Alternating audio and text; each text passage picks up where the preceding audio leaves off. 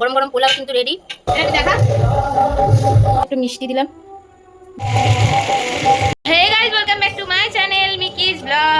ওখানে তো গান চলছে। হ্যাঁ, গান চলছে। আমাদের বাড়ির এখানে কীর্তন হচ্ছে মন্দিরে, তার জন্য সাউন্ডটা একটু প্রবলেম হবে। ব্লগটা তাও শুরু করলাম, কারণ আজকে একটা স্পেশাল মেনু বানাতে চলেছি। এটা হচ্ছে আমার মেয়ের ফেভারিট, কি পোলাও আর চিকেন কষা। তো আমি পোলাও, চিকেন পাপাকে আনতে বলবো। তো পোলাও বানানোর সমস্ত সরঞ্জাম আমি কিনে নিয়ে এসেছি। এই যে গোবিন্দভোগ চাল, ঘি, গরম মশলা, কাজু কিশমিশ সমস্ত কিছু আমি কিনে নিয়ে এসেছি। তো পোলাও আমি কোনোদিন বানাইনি, তো আজকে এইমাত্র বসে বসে আমি ইউটিউবে সব দেখে নিলাম কী কী লাগবে বা কেমন করে বানাতে হয়, পুরোটাই দেখে নিলাম। দিয়ে আজকে ট্রাই করবো, জানি না কেমন হবে। সব রান্নার এক্সপেরিমেন্ট করছি। কী করবো, ছেলেমেয়ে আছে, রান্না বান্না তো শিখতে হবে বলো। ছেলেমেয়েদের নালে কে করে খাওয়াবে? তাই যেমন পারি, খারাপ পারি ভালো পারি, বানানোগুলো আস্তে আস্তে শিখছি। তো এই কয়দিন বিরিয়ানি ট্রাই করেছিলাম, আজকে একটু পোলাও বানানোটা ট্রাই করবো। তো চলো, আমি তো সমস্ত কিছু পোলাওয়ের জিনিসটা আমি নিয়ে চলে এসেছি। আমার বরকে এখন ফোন করে বলবো একটু চিকেন নিয়ে আসতে। তো চিকেন কষা করবো, চিকেন কষা করবো আর পোলাও করবো। বরকে একটা ফোন করবো, বলবো একটু চিকেনটা আনো, আর এদিকে আমি পোলাওটা বানানোর প্রস্তুতি শুরু করি। তো আগে আমি চালটা একটু মেপে নিয়ে নেবো। এই যে গোবিন্দভোগ চালটাকে একটু মেপে নিয়ে নিই। 1 cup, 2 cup, 3 cup, 4 cup, 5 cup, এই হলো 6 কাপ। তো এখানে আমি 6 কাপ চাল নিয়েছি, গোবিন্দভোগ চাল 6 কাপ। চালটা নতুনই আছে। কাপটা মেপে নিলাম, কারণ পরে জলটা দিতে সুবিধা হবে চালটা মেপে নিলে। চালটা এখন আমি একটু ধুয়ে নিই ভালো করে।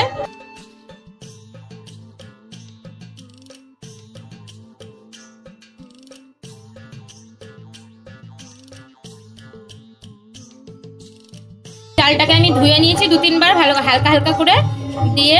তারপরে একটু জল দিয়ে ভিজিয়ে রাখবো 15 মিনিট।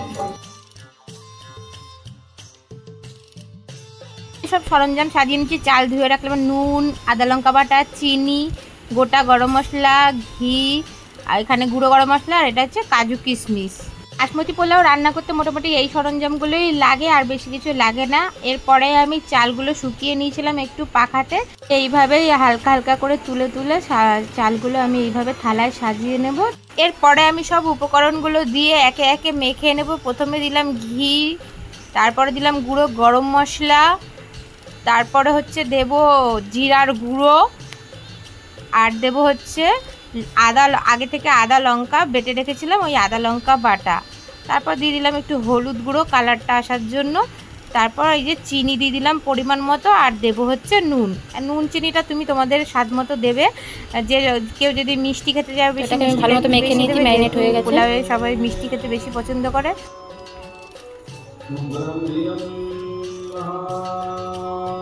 যেহেতু 6 কাপ চাল দিয়েছিলাম, সেই পরিমাণে জলটা দ্বিগুণ দিতে হবে। 6 কাপ চাল হলে জলটা দিতে হবে 12 কাপ। সেহেতু আমি জলটা এখন আগে থেকে মেপেই নেব। 1 কাপ, 2 কাপ, 3 কাপ, 4 কাপ, 5, 6, 7, 8, 9, 10, 11, 12। তো গাইস, এই যে 12 কাপ জল আমি নিয়ে নিলাম চালে দেওয়ার জন্য। মেপে নিলে সুবিধা হবে, জলের পরিমাণটা বোঝা যাবে। ঘি দিয়ে দিলাম,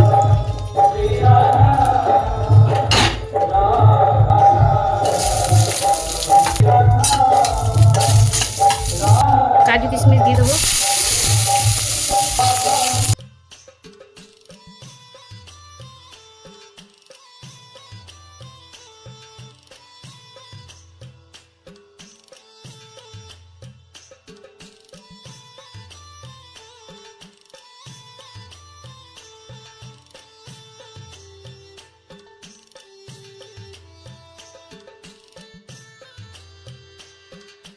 তো এই ভালো মতো ভাজা হয়ে গেছে।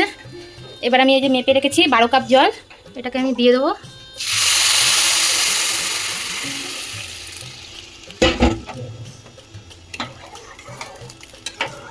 এবার ভালো করে নাড়তে হবে, নেড়ে তারপর স্টিমে বসিয়ে দেবো, ঢাকা দিয়ে করে দেবো। পরে তোমরা পরিমাণ একটু নুনও দিয়ে দেবে। চিনিটা আমি আগে বেশি করেই দিয়ে দিয়েছিলাম, নুনটা একটু কম পড়েছে, নুনটা তাই একটু দিয়ে দিলাম। চলো, ভালো মতো নুন টুন দিয়ে সব এবার স্টিম বসিয়ে দিলাম, ঢাকা দিয়ে দিলাম। এবার ফুটবে। এবার দেখি কি অবস্থা। এই দেখো, অনেকটাই হয়ে গেছে, আর একটু বাকি আছে। এদিকে চিকেনও চলে এসছে। চলো চিকেনটা সব তোড়জোড় করে নিই, চিকেনটা একবার বসিয়ে দেবো। এটাকে আরেকটু ঢেকে রেখে দিই, একটু পরেই হয়ে যাবে। ঠিক আছে, জলটাও কি সুন্দর টেনে গেছে, পরিমাণ মতো জল দিয়েছি বলে। তো গাইস আমার গরম গরম পোলাও কিন্তু রেডি, ভালোই ঝরঝরে হয়েছে, একটু শুকিয়ে গেলে আরও ঝরঝরে হয়ে যাবে। গাইস আমার পোলাও হয়ে গেছে, দিয়ে বরকে একটু প্রথমে টেস্ট করতে দিলাম, ও যেহেতু কাজ দিয়ে এসেছে খিদে পেয়ে গেছে, আমি বললাম তাহলে আমার পোলাওটা একটু টেস্ট করো, কিন্তু মাংসটা এখনো যেহেতু হয়নি তো ওকে সকালে ডিমের জল দিয়ে তারপর টেস্ট করতে দিলাম, দেখি আমার বর কি বলে কেমন হয়েছে। একটু ঝরঝরে হতো, আমার বর বললো খেয়ে বলো টেস্টটা কেমন হয়েছে। হ্যাঁ টেস্ট ঠিক আছে বললো, কিন্তু একটু ঝুরঝুরে হলে ভালো হতো। যাই হোক প্রথমবার ট্রাই করলাম, আস্তে আস্তে হবে। বলো তোকে একটু দেবো টেস্ট করার জন্য পোলাও, চিকেন হলে খাবি? এদিকে চিকেনও আমি বসিয়ে দিয়েছি, একটু গরম মশলা ফোড়ন দিয়ে চিকেনটা বসিয়ে দিলাম, পেঁয়াজ আলু ভাজা হচ্ছে। আর এদিকে মাংসটা ধুয়ে রেখেছি, এদিকে আদা লঙ্কা বেটেও দিলাম, আদা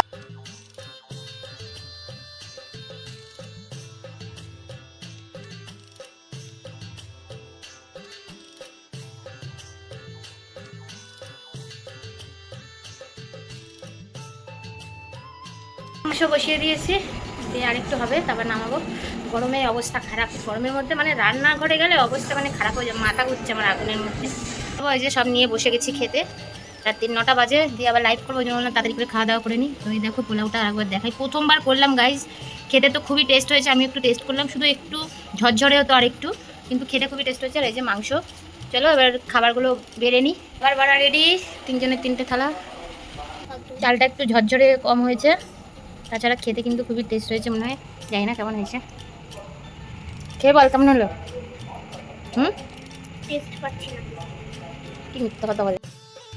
ভোর 4টে আর আমার এখনো ঘুম আসছে না, বসে বসে ফোন ঘাটছিলাম, দিয়ে কী করবো, খিদে পেয়ে গেছে, দিয়ে বসে একটু পোলাও খেয়ে নিলাম, দিয়ে ঘুম আসছে না, কি করবো।